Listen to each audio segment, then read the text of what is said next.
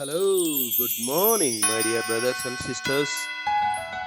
అందరూ క్షేమకరంగా ఆరోగ్యకరంగా ఉన్నారని, మనమందరము దేవుని యొక్క ఆశీర్వాదములు పొందుకొని సంతోషకరమైన జీవితంలో ఉన్నామని విశ్వసిస్తున్నాము. ఈ దినాన నూతన కన్నులు అనే విషయమై మనము ఆలోచన చేద్దాం.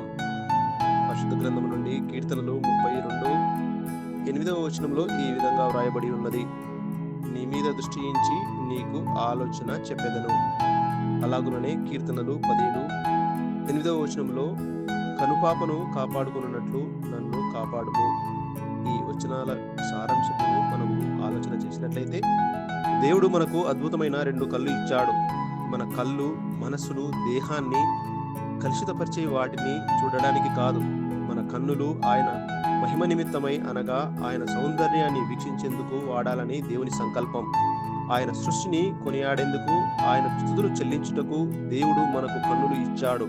అంతేకాదు, మనము వాక్యము చదవడానికి, తద్వారా మన జీవితాలే కాక ఇతరుల జీవితాలు కూడా మార్చబడడానికి దేవుడు కన్నులు ఇచ్చాడు. ఎవరైనా మనం కళ్ళతో భయపెట్టవచ్చు, అదే సమయంలో కొందరి పట్ల కనికరం చూపించవచ్చు. ప్రభువైన యేసు కనికరం కలిగిన కన్నులు గలవాడు. కళ్ళ గురించి ఆయన ఏం చెబుతున్నాడు? దేహమునకు దీపము కన్నే గనుక నీ కన్ను చెడినదైతే నీ దేహమంతయు చీకటిమయమై ఉండును అని మత్తయి సువార్త 6:22-23 వచనంలోను, అలాగే నీ కుడి కన్ను నిన్ను అభ్యంతరపరిచిన ఎడల దానిని పెరికి నీ యొద్ద నుండి పారివేయుము. నీ దేహమంతయు నరకంలో పడవేయబడకుండా నీ అవయములలో ఒకటి నశించుట నీకు ప్రయోజనకరము కదా అని మత్తయి సువార్త 5:29లో యేసు ప్రభువు చెప్పాడు. కామ వికారముల నుండి, దురాశల నుండి విడిపించబడిన నూతన కన్నులు మనకుండాలని దేవుని అభిలాష. అదే హవ్వ చేసిన పాపం. ప్రపంచంలో నున్న సమస్యలన్నీ నేత్రాశ ద్వారానే మొదలయ్యాయి. ఈ నవీన ప్రపంచంలో మతప్రమింపజేసి మన చుట్టూ కోకలుగా ఉన్నాయి. ఇటువంటి అభ్యంతరపరిచే వాటిని మన కన్నులు చూడనివ్వకూడదు. అయితే విశ్వాసమునకు కర్తయ్యకు దానిని కొనసాగించు వాడనైన యేసు ప్రభు వైపు చూస్తూ మన దృష్టిని సారించాలి. ఈరోజు మన కన్నులతో ఇక నుండి యేసు ప్రభువునకు ఇష్టం లేని అసభ్యకరమైన వాటిని చూడకూడదు.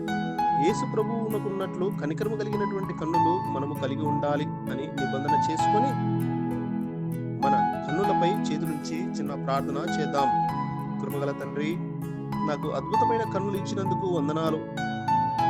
మేమందరము ఈ కన్నులు నీ సౌందర్యాన్ని వీక్షించేవిగాను, మీ యొక్క వాక్యాన్ని చదివేవిగాను, మా చుట్టూ ఉన్న నీ అద్భుత సృష్టిని ప్రశంసింపజేసేటివిగాను ఉండున్నట్లు చేయము. అనవసరమైన వాటిని చూస్తున్నందుకు క్షమించండి.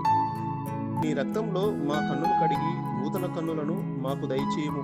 యేసు ప్రభువు పేరిట ఈ చిన్ని ప్రార్థన సమర్పిస్తున్నాము తండ్రి. ఆమేన్.